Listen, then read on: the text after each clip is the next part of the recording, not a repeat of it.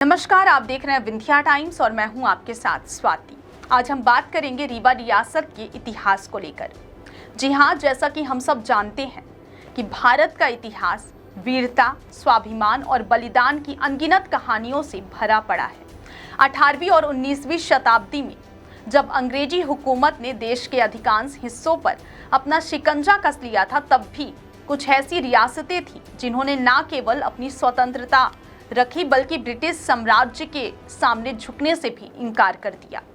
इन्हीं गौरवशाली नामों में से एक है मध्य प्रदेश के पूर्वी भाग में स्थित रीवा रियासत।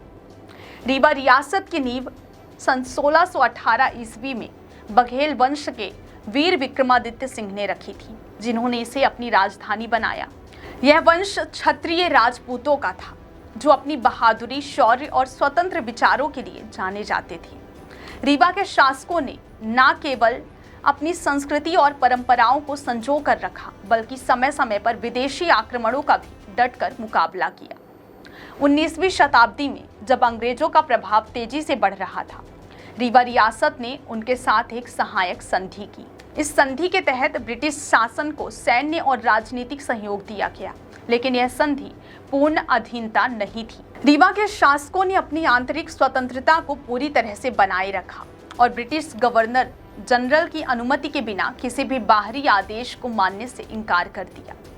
1857 के स्वतंत्रता संग्राम में जब पूरा देश अंग्रेजों के खिलाफ उठ खड़ा हुआ था, रीवा रियासत ने विद्रोहियों को खुलकर समर्थन नहीं दिया। इसके पीछे मुख्य कारण था राजनीतिक दूरदर्शिता और अपनी प्रजा की सुरक्षा को प्राथमिकता देना। रीवा के शासक रघुराज सिंह ने अंग्रेजों का समर्थन करके यह सुनिश्चित किया उनकी रियासत किसी भी सैन्य कार्रवाई का शिकार ना हो।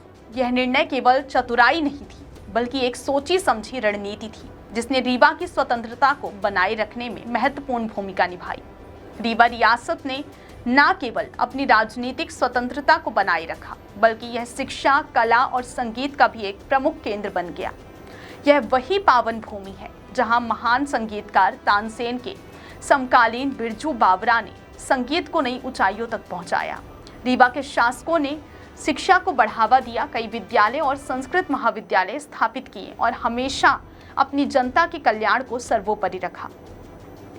रीवा की भौगोलिक स्थिति, शासकों की राजनीतिक बुद्धिमत्ता और सामरिक संतुलन ऐसे महत्वपूर्ण कारक थे, जिनकी वजह से अंग्रेजों ने इसे सीधे अपने कब्जे में लेने की आवश्यकता महसूस नहीं की। यह रियासत सीमित सैन्य और आर्थिक महत्व की थी और ब्रिटिशों को इसके सहयोग से मध्य भारत में स्थिरता बनाए रखने में आसानी होती थी।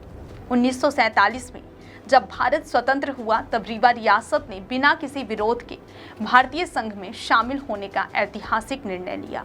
इस प्रकार रीवा एक ऐसी रियासत बनी जो ब्रिटिश काल में अपनी पहचान और स्वतंत्रता को सफलतापूर्वक बनाए रखने में कामयाब रही और फिर भारतीय गणराज्य का एक गौरवशाली हिस्सा बनी।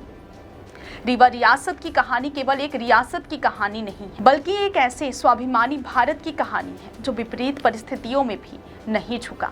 रीवा के शासकों ने अपनी प्रजा की सुरक्षा, अपनी संस्कृति की रक्षा और राजनीतिक संतुलन के माध्यम से यह सिद्ध कर दिया कि स्वतंत्रता केवल तलवार की धार से ही नहीं, बल्कि बुद्धिमत्ता और धैर्य से भी प्राप्त की जा सकती है। बहुत बहुत धन्यवाद।